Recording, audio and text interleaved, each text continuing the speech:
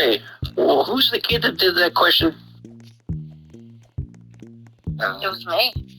It was him. Why, dude? Why? Suffering. It's a big lore review. I'm not suffering, though. I needed a lore review. I never played that game. I got confused because, like, Oh, yeah. Red Okay. Well, it's okay to be confused, dude. literally said, like, FNAF. I don't know, he's confusing me with FNAF 1 and FNAF 2. Which came first, and I was like FNAF 2. It's so FNAF that 2 way, is so literally that a they break. have time to use FNAF 1. Like, it's literally FNAF 2 and then FNAF 1, because there's a well and alive phone guy. The game Yeah, I was serious. for him.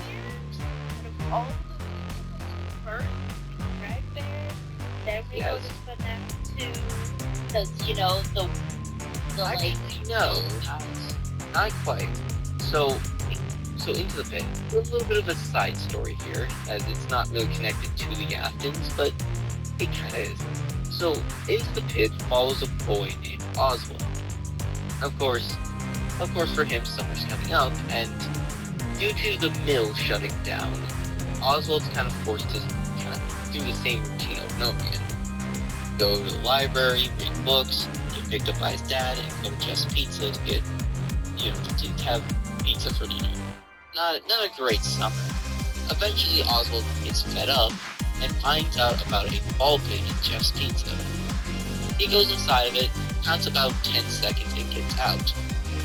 And when he gets out, suddenly everything's different. There are kids playing in the room that he was in. The walls are colorful instead of like yellow, grayish color.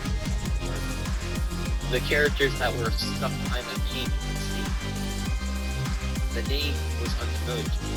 Freddy Fazbear's Pizza. Eventually, he explores the pit and meets up with two kids, Mike and Chip. Of course, he kind of starts to realize with how strange things are between what he knows and what they know, that this is the past. He hangs out with them for a bit, and eventually, when playing hide and seek, the power goes out, and he's met, and of course, he hears screaming. People are panicking, and he's confused on what's going on. He makes his way trying to find Mike and Chip to the party hallway, where he's met by a yellow rabbit animatronic, which leads him to a back room to. And when he opens the door, he's met with a yellow rabbit and 5 getting killed. Original murder victims. Oswald barely escapes while being chased by the thing and makes it back to the present. Of course, he's scolded by his dad because he hid in a nasty old ball pit, and eventually his dad is jumped by the rabbit, being pulled into the ball pit. And when Oswald tries to pull him back out, he pulls his dad out, but something's different about him. And eventually, he realizes that that's not his dad. It's the yellow rabbit. He basically took his dad's place. But for some reason, everyone just sees Oswald's dad except for Oswald himself. So over the course of 5 nights, Oswald tries to figure out how to find his dad, but also saving kids from the past as he returns to the ball pit each night. And eventually he manages to save his dad and gets the yellow rabbit caught in the net in the ball pit of Just Pizza, with the thing eventually getting hung. And yeah, that's about it. It's a happy ending. For once, one of these games actually has a happy ending. Like, yeah, there's for no, once, after so much like, there's no underlying children murder. Yeah, Finally, something happened. to get that one ending, the To restart? I don't know anything of it yet because I want to play it myself. Yo, boy, that's gonna be a doozy. Yeah, I obviously don't tell me anything because I still need to Yeah. actually I had to replay the whole game. Yeah, there's like Yeah, it is quite the task. But anyways, so we're gonna kind of have two of these here, even though one of these takes place earlier. So, FNAF World. Oh boy, FNAF. I am no longer trapped. You're trapped here. FNAF World takes place in a different world. A flip. For what I can recall, it's been a while since I played the game. From what we're told, the flip side is affected by the real world. Or what they refer to as the flip side. It's kind of interchangeable. In this world, it's very much like goofy and fictional, comparatively. So, like, unlike, say, everything else that came before, you got, like, the more cutesy art style, more whimsical enemies and whatnot of it. Bro, just join me in some Fortnite, I guess.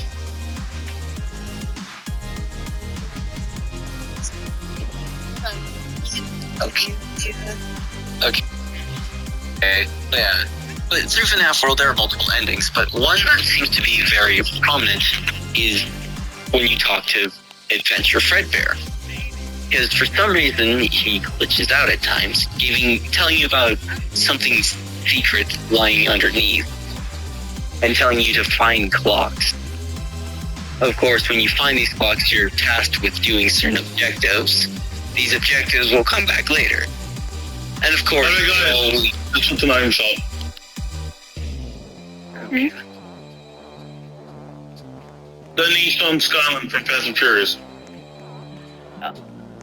Okay.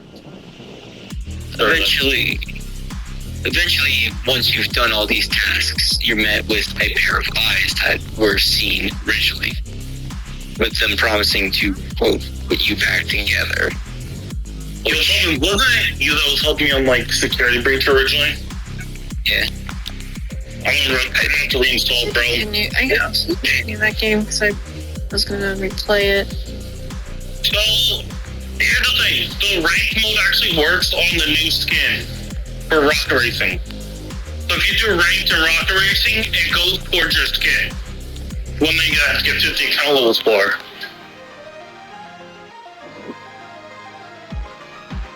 Okay. Anyways, now, back in the real world. So, it has been 30 years since This is closed, and some people have decided to open a horror attraction based off of the legend of Freddy's. So, of course, Fazbear's Fright Nights. And, of course, who else would be there than Michael, taking up the job? Of course, he goes there, and for the first night, there's not really too much interesting happening. Also, I forgot to mention the whole motivation for why Michael's going to all these locations. He's looking for William. I kind of forgot to mention that part, but it's kind of obvious, because, his father basically tried to get his sister out of the bunker and also kill his son off, so, fair enough. But anyways, come the second night, the guy on the phone mentions that they found something. And, of course, Michael sees the spring bounty animatronic now filled with the corpse of his father. Of course, over the course of each night, Michael has to fend off against Springtrap, trying to keep him away from him.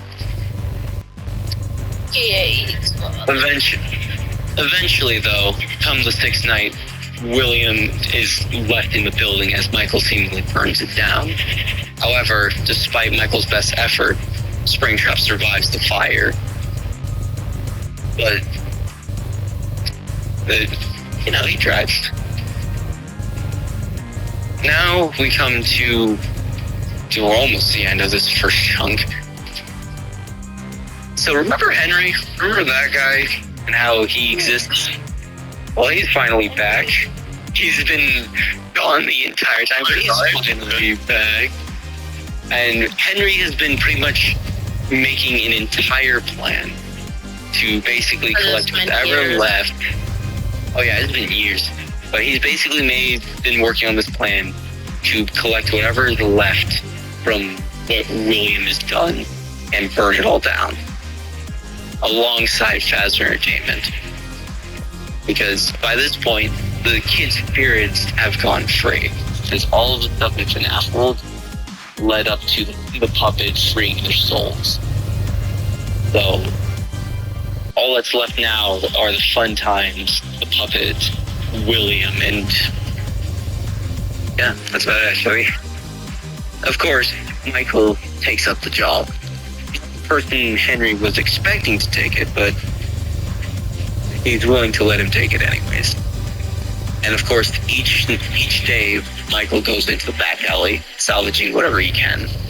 Of course, some things he grabs from the mill, while others, like the animatronics, he just ropes in from the back alley.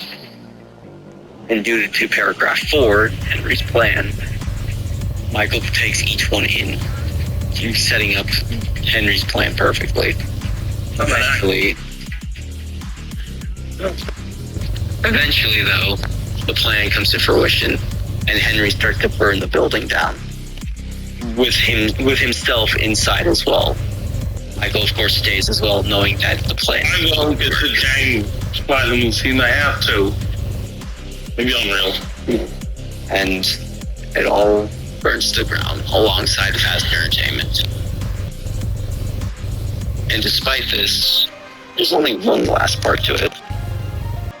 William may have died in that fire, but the Dorcas Pits is not allowed for him. Bevin? Yeah. Can I ask something?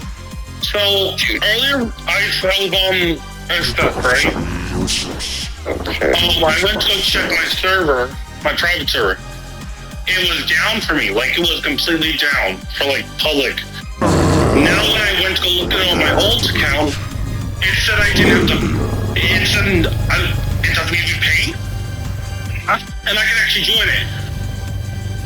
Okay. That makes no sense. But it said I need to renew it on my main. So, like, explain to me how it works. No, I don't care. It's Roblox. I wasn't gonna use the surface at all for speed sim, so I don't give a crap. I'm just asking, how does that work? I don't know. So your main account, which is the one you opened the private server on. Does I have to pay to renew it, or it just means like renewed? But I'm able to join it on my old, so I don't have to physically, you know, even though it's been closed.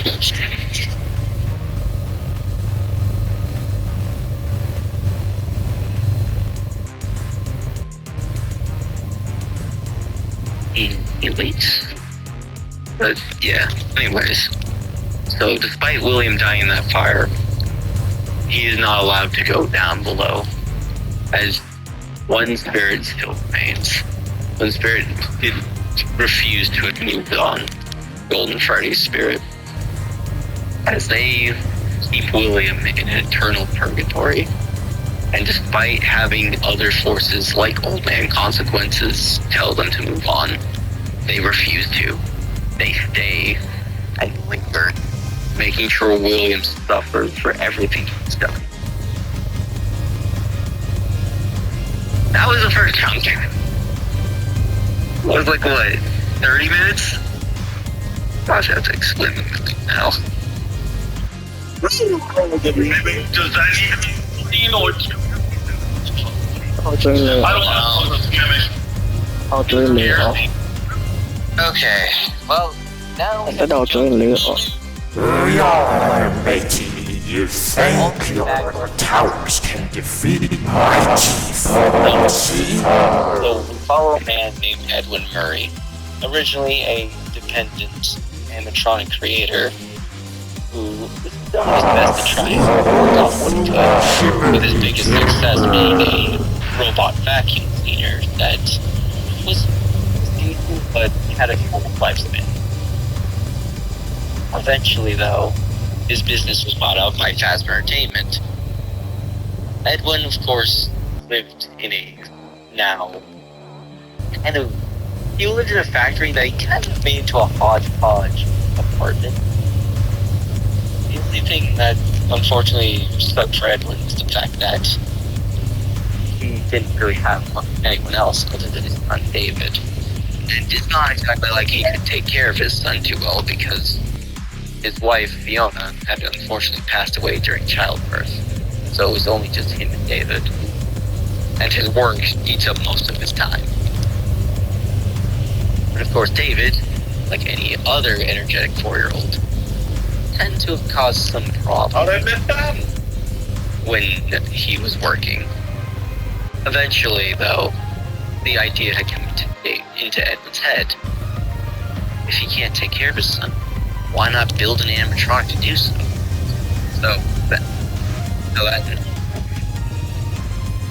So that night, Edwin had spent time making both an endoskeleton from the torso up and a program to basically take care of his son.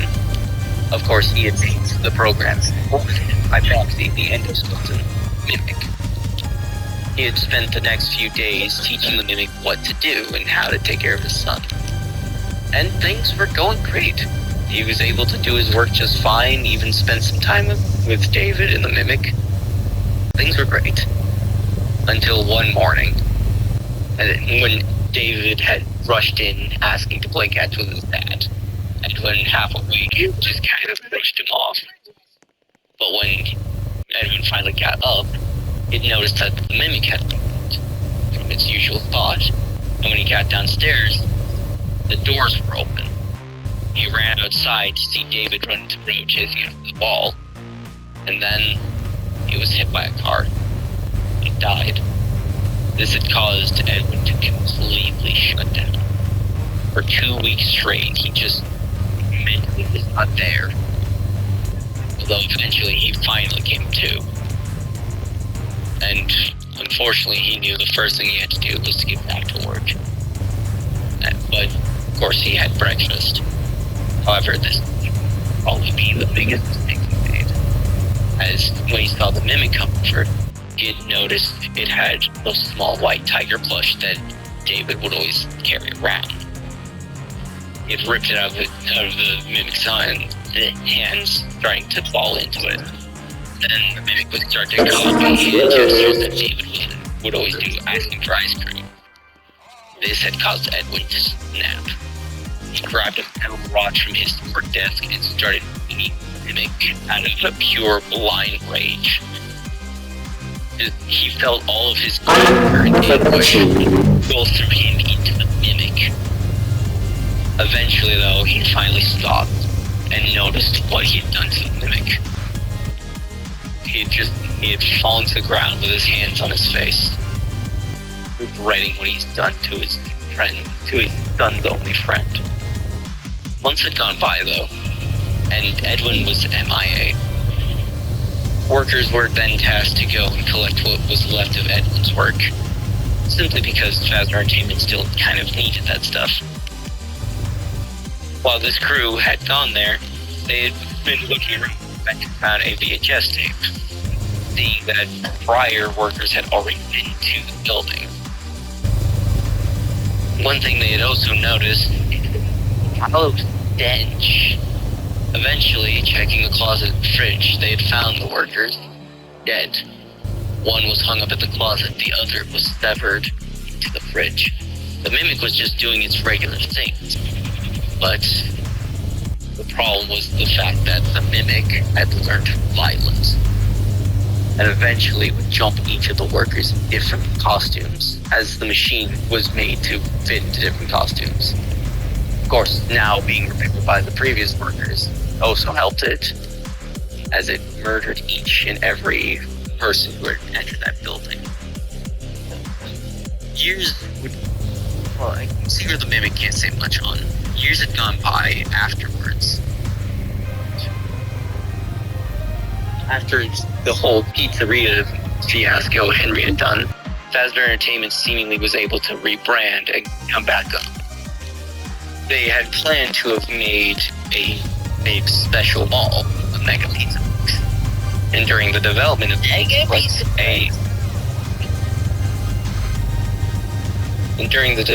Pizzaplex, they had planned on having the pizza place, the restaurant Henry opened, to be kind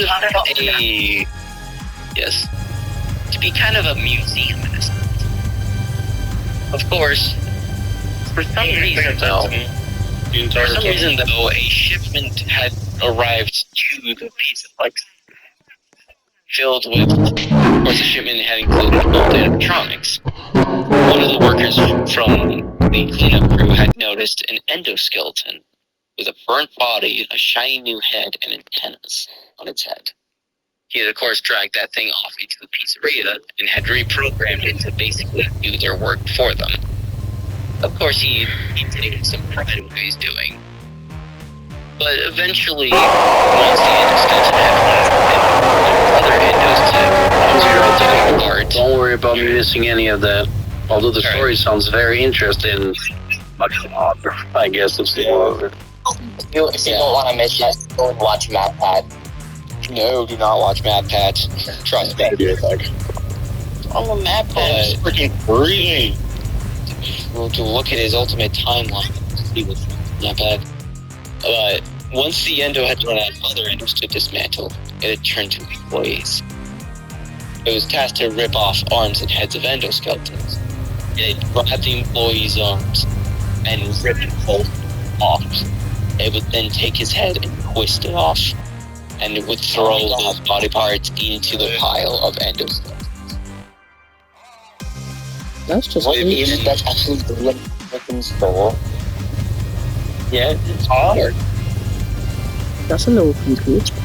Yeah, FNAF lore is pretty dark, dude. Like, that's not even the darkest you've heard yet.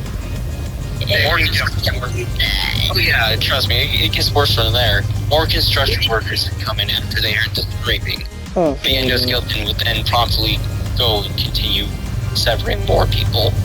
Only one cleanup crew escaped and told the other construction workers to seal the building up. Months would go by, and a group of teenagers, I forget exactly why they decided to do this, but they decided it would be a smart idea to enter the now concrete-covered pizza place. Of course, due to their actions, they got trapped inside with no means of escape. They were now stuck inside with this killer endo, and slowly the endo would start killing each of them. Eventually, some of them had learned that this thing was the Mimic, and that there seemed to have originally been an entire line of mimics made by Fazbear Entertainment at some point during the early days of Freddy's. Of course, those mimics were eventually deactivated once they started copying strange human behavior. Very unnatural stuff. Eventually, though, after 7 of the 8 teenagers were killed off, the last one, Lucia, had tricked the mimic into a spring-locked jester costume, and it managed to make him snap. The mimic had been trapped in it, and seemingly bled what's called agony. William Hamilton. No, the mimic is not William. William is dead. I know. Of course, Lucia is the only lone survivor, and we don't really know what happens to her after. Fast forward a bit, we then come to Fazbear Entertainment doing their next big scheme, a VR game, originally tasking a company by the name of Silver Parasol. Actually, no, wait, let's jump back a little bit. Originally, Fazbear Entertainment had approached a man named Steve Snodgrass.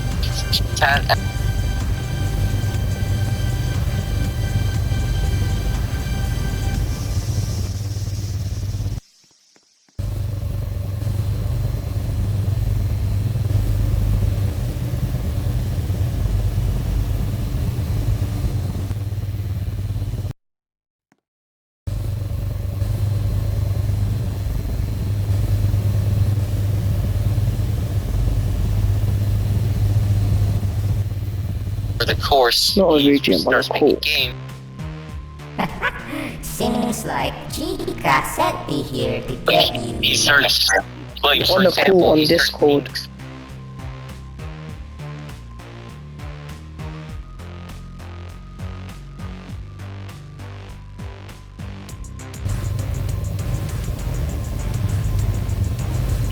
I'm on the call on Discord and someone on the call is explaining.